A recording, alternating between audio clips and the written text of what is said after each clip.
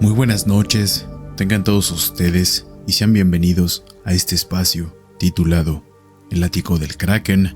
Les habla Os Voltaire y les recordamos que nos ayudan mucho comentando, compartiendo y suscribiéndose a este canal.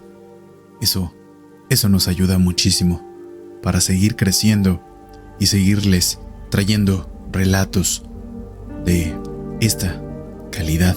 Sin más que agregar, los dejo con el siguiente relato titulado La Clínica San Rafael, relato escrito y adaptado por la pluma del jefe Vulcano.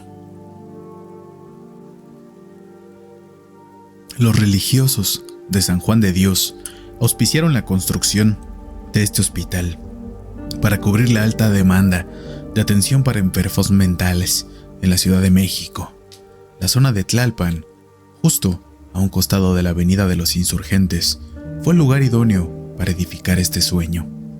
La clínica, que inició con un proceso de atención a pacientes psiquiátricos, empezó a distorsionar su esencia misma al aceptar a pacientes cuya locura respondía más a paradigmas sociales que clínicos: alcohólicos, adictos a sustancias, homosexuales, cuadros depresivos e incluso disidentes sociales y políticos. Los métodos poco científicos buscaban curar esa eufemística locura con los métodos más atroces. Esta clínica, pues, era un recinto del dolor y de la locura vestida por una sociedad atormentada por el pecado, los fanatismos religiosos y la falsa moral. La energía concentrada en estas paredes se desbordó en algún punto del tiempo. Las paredes pueden cambiar, claro, pero la energía se instala, se adhiere celosa y reclamando justicia, sin importar quiénes las habiten. Mari ingresó a la clínica un lunes. Lo recuerda porque justo el domingo escuchaba de fondo el partido de fútbol en la radio. Su madre perdió el control y llamó a la policía. La discusión llegó hasta las paredes de los vecinos, quienes secundaron a la madre de Mario, pidiendo que lo ingresaran ya en un manicomio, sin saber que quien realmente requería asistencia psiquiátrica era la madre. Por el vidrio derecho, Mario observó la marquesina opaca con las letras Clínica San Rafael. De manera inocente, asumió que lo llevaban ahí para curar las heridas inferidas por su madre. Al bajarlo del automóvil, un par de sujetos fornidos lo sujetaron de cada brazo. Su madre caminaba deprisa detrás de ellos con ese taconeo que rara vez se escuchaba en su madre, quien generalmente usaba sandalias de hule. Al entrar, y después de tomar algunos datos que su madre proporcionó, lo obligaron a sentarse en una silla de ruedas. «¡Puedo caminar!», gritó Mario. Todos lo ignoraron. La silla de ruedas parecía poseída. Llegaron a un cuarto con poca luz que desbordaba humedad. Ambos hombres lo jalaron y empezaron a desnudarlo. Fue la última vez que vio a su madre, quien tenía en el rostro una mezcla de alivio, placer y culpa. Lo sentaron en una silla sólida y procedieron a raparlo. Luego, uno de los hombres abrió la llave y empezó a mojarlo de la cabeza a los pies en repetidas ocasiones. El agua se sentía como cuchillos en la piel. Lo fregaron con jabón Roma, lo tiraron al piso para poder lavar y enjuagar el área genital. Sin secarlo y tiritando de frío, le colocaron el uniforme blanco que raspaba como lija en la piel. Sintió placer cuando su piel se secó. Una especie de calor recorrió su cuerpo.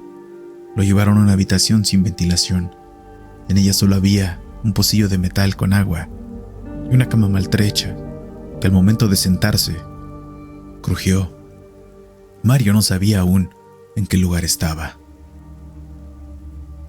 Pasó algunas horas en esa habitación escuchando gritos y alaridos ahogados, llantos que se eclipsaban con gritos de voces jerárquicas que demandaban «¡Cállate! ¡Cállate!». Golpes en las paredes cimbraban su habitación. La puerta se abrió. Ahora eran otros dos varones, igual de fornidos. Lo tomaron de los brazos con menos fuerza que los anteriores y lo condujeron a una oficina lúgubre.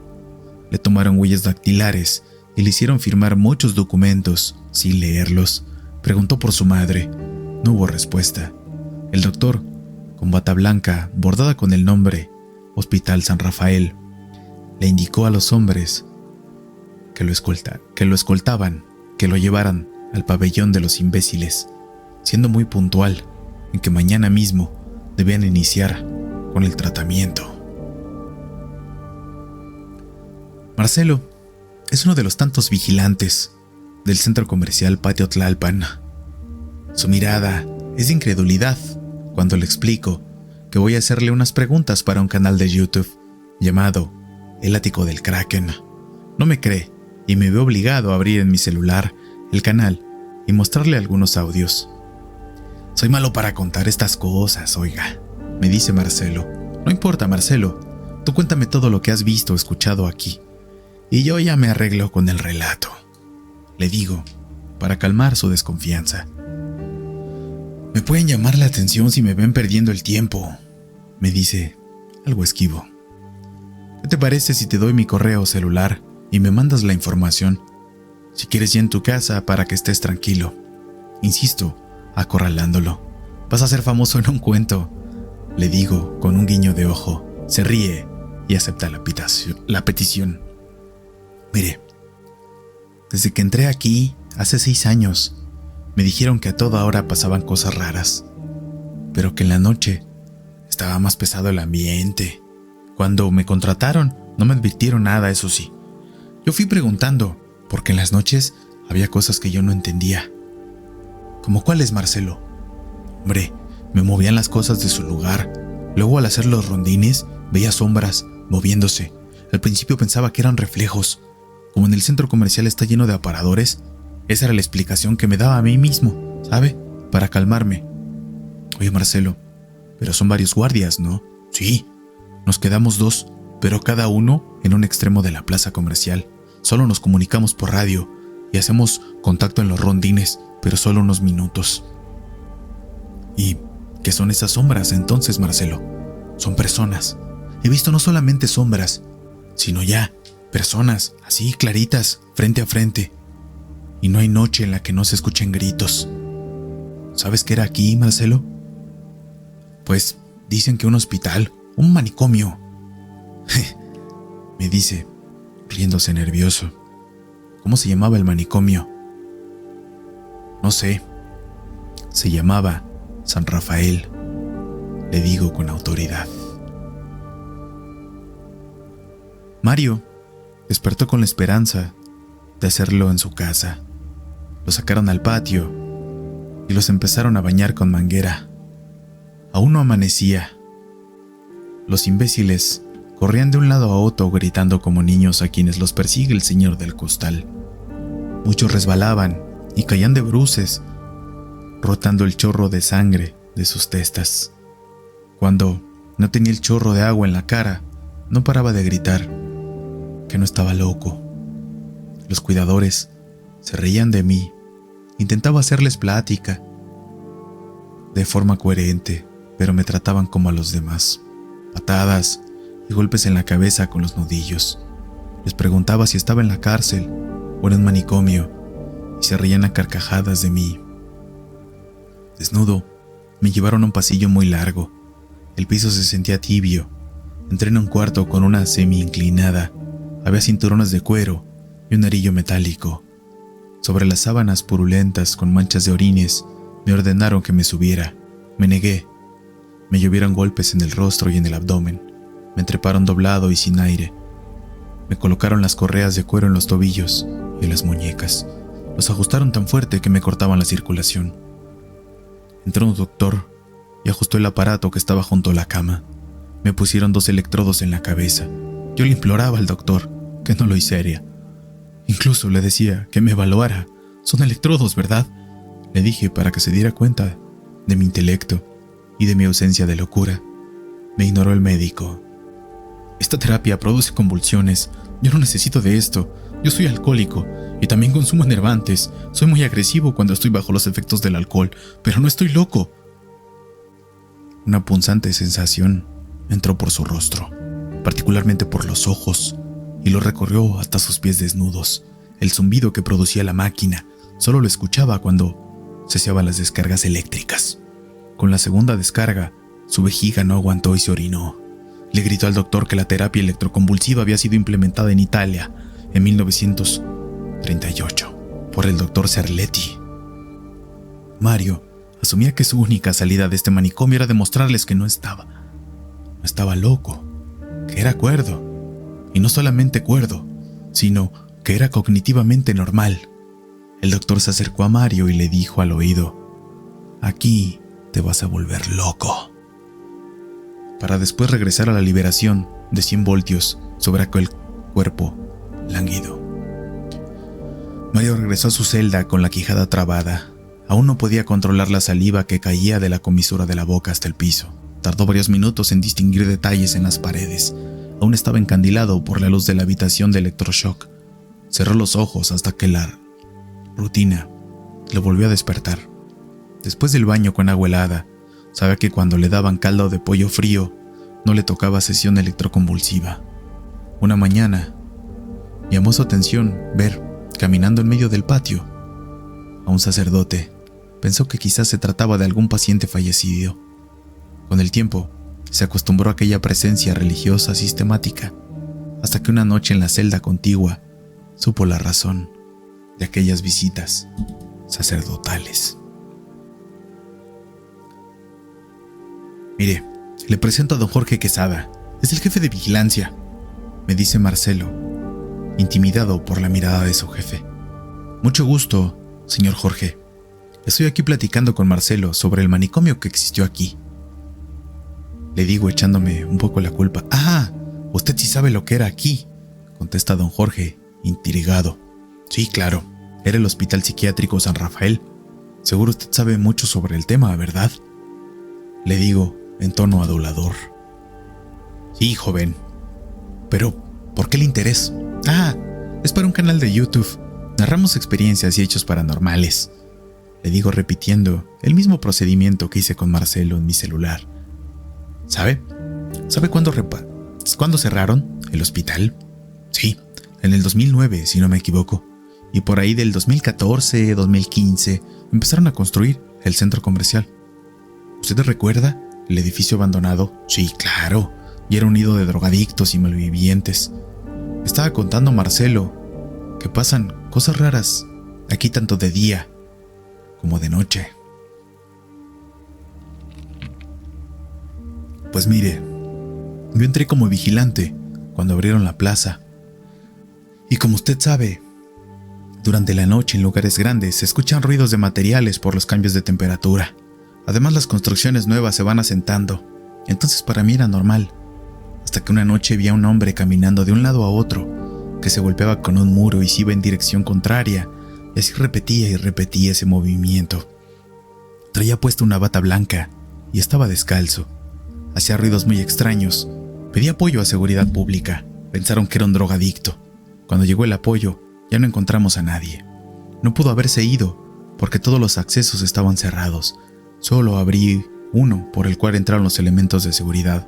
Revisamos toda la plaza, incluso el estacionamiento, y no encontramos a nadie. Después de eso, me fui acostumbrando a ver y escuchar cosas.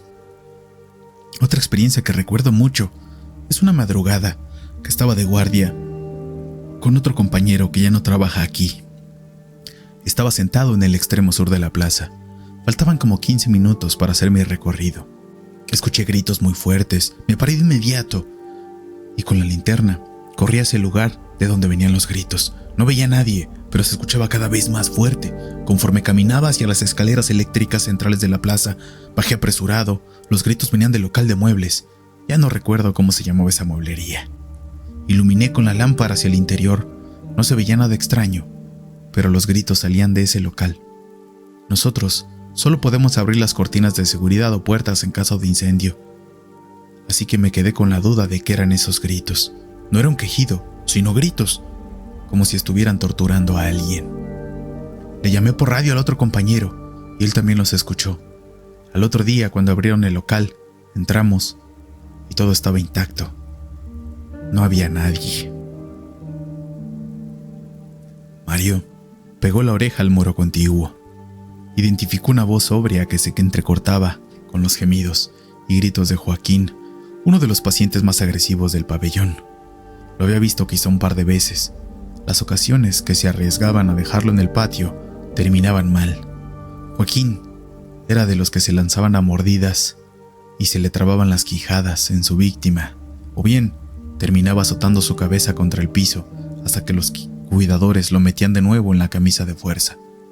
Mario hizo una especie de cuenca con ambas manos para escuchar mejor lo que pasaba en la celda de Joaquín. Oraciones, son oraciones, se repetía Mario. Debe ser el sacerdote el que está con Joaquín. Había una tercera voz que interactuaba con los gemidos de Joaquín y las oraciones del sacerdote. La voz era ronca y desafiante. Alcanzaba a identificar palabras sueltas. Déjame, vete de aquí, él me pertenece. Luego atacaba de nuevo la voz del sacerdote diciendo: sal de él, déjalo en nombre de Dios. Mario no tenía duda. Se trataba de un exorcismo. Se alejó del muro. Aquella voz grave que salía entre el duelo de energías le erizaba la piel. Se hincó y empezó a rezar, algo que no hacía desde niño. Los golpes se incrementaron en el muro contiguo. Joaquín se azotaba y el sacerdote levantaba la voz hasta que se le quebraba. Mario se llevó las manos a la cabeza. Ya no soportaba escuchar toda aquella reunión de voces que le recordaban y le confirmaban que estaba en el mismísimo infierno. Las voces de pronto cesaron. Un fuerte sonido de los cerrojos metálicos lo alertaron de nuevo. Ya solo se escuchaba la voz aletargada del sacerdote. Otras voces preguntaban cosas. El sonido de las ruedas de una camilla se aproximaba. Mario durmió, quizás solo un par de horas. Al día siguiente, y al salir de su celda, vio que la puerta de Joaquín estaba abierta. Había muerto durante el exorcismo. A partir de ese momento, cada vez que se cruzaba con el sacerdote en algún rincón del hospital, sabía que estaba próximo otro procedimiento en el que la ciencia quedaba relegada a un segundo plano, buscando que Dios curara a quien realmente no estaba enfermo. La última respuesta ante estos seres segregados de la sociedad era hurgar en los rincones demoníacos donde la ciencia ya nada tiene que hacer. En una futura ocasión, alcanzó a escuchar, fingiendo ser idiota, que el párroco le pedía al director del hospital que debían cerrarlo. Las atrocidades que se cometían eran contra toda línea racional, espiritual y científica, a lo que el director se negó rotundamente, aludiendo que la función social de la clínica era indispensable para los inadaptados y que tener en la calle o en sus casas a toda esa población sería un riesgo. El infierno dentro de estos muros seguiría por muchos años, ardiendo con las almas de inocentes, con la leña de la ignorancia. ¿No han pensado en renunciar?, les pregunto a don Jorge y a Marcelo. No, prefiero escuchar esos ruidos y gritos a que se metan unos delincuentes por la noche, contesta Marcelo, convencido. ¿Y usted, don Jorge? Menos. El trabajo está muy escaso y, como le dije, yo ya no me quedo por las noches. Eso se lo dejo a los jóvenes como Marcelo y a los otros muchachos. Ellos sí aguantan todavía sustos. Oiga, y ya para terminar y no quitarles más tiempo, ¿qué les han dicho los empleados de las tiendas? Porque me dicen que de día también les pasan cosas extrañas. Nos cuentan que de pronto sienten que los observan, que les mueven las cosas del lugar donde las dejaron, que de pronto huele a cañería en lugares sin explicación alguna. Una muchacha sí renunció, oiga. Me contó que la aventaron hacia las escaleras, pero que se alcanzó a agarrar del pasamanos. Niños. Los niños hemos escuchado que les piden a sus papás que se quieren ir de la plaza, porque hay gente rara caminando. Justo la semana pasada, una niña no paraba de llorar. Decía que un señor le estaba siguiendo y que le salía espuma de la boca. Pobre niña, la tuvieron que sacar del centro comercial.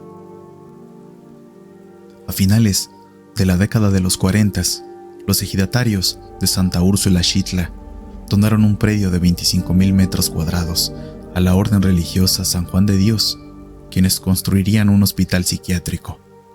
El predio se encontraba muy cerca y a pie de carretera, México-Cuernavaca. Después adquiriría el número 4177. La construcción del ambicioso proyecto de la Clínica San Rafael duró 7 años.